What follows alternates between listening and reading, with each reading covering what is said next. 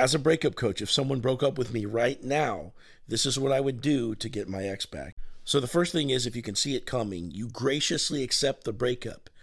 You don't resist the breakup whatsoever. So if they're like, hey, look, it's me, it's not you, blah, blah, blah. You're just like, hey, look, I don't want this breakup, but I totally understand. If you insist, it is what it is. Let me know if you change your mind. Now, from there, I would immediately stop texting them first, period. Unless it was about kids or money or a business that we shared together, something like that. And I wouldn't use that as an excuse to talk to them. I would just handle what needs to get handled. Other than that, I would fully pull away and I would take my attention off of them. I would take my focus off of my ex and I would place that focus squarely onto myself. And from there, I would start doing all the hobbies that I want to do. I would get in the gym. I would hang out with friends. I would, buy new clothes, all this stuff. And if I started to look at my ex's social media because I was sad and I missed them and all this stuff, I would give myself an allowance and slowly wean myself off of focusing on them whatsoever and putting all the focus onto myself. Now, as time goes on, I would start to struggle because it sucks being by yourself, right?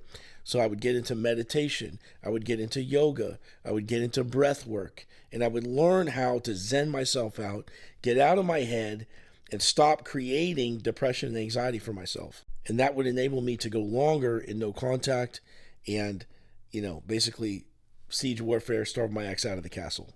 I'd go into therapy in the time apart, take a look at what broke down, how much of it was how much was I contributing to that, what did my ex have to work on, etc. And I would start to process what went wrong. So not that so I can talk to my ex about those things, no. So that I can work on myself in the meantime, offer that energy up to my ex when it's time to reconnect, and then have a format for solving conflict later after I get them back. I would minimize contact with family and friends unless they were true, genuine friendships. And even if I had those, I wouldn't talk to, the ex's family and friends about them. And if they brought it up, I would just keep it short and sweet. Depending on my ex's attachment style, I would either post on social media or I wouldn't. In other words, if they're a DA, you don't post really. And if they're anything else, it's fine to, show off a little bit. And then depending on how much time has passed, I would consider dating other people because there's no guarantees that you get your ex back. So as you go down this process, you keep your options open and you kind of decide who's going to step up and be that person for you. And then when it was time to talk to my ex again, I would keep it short. I would keep it fun. I would try to set up dates when it seems like they wanted to see me.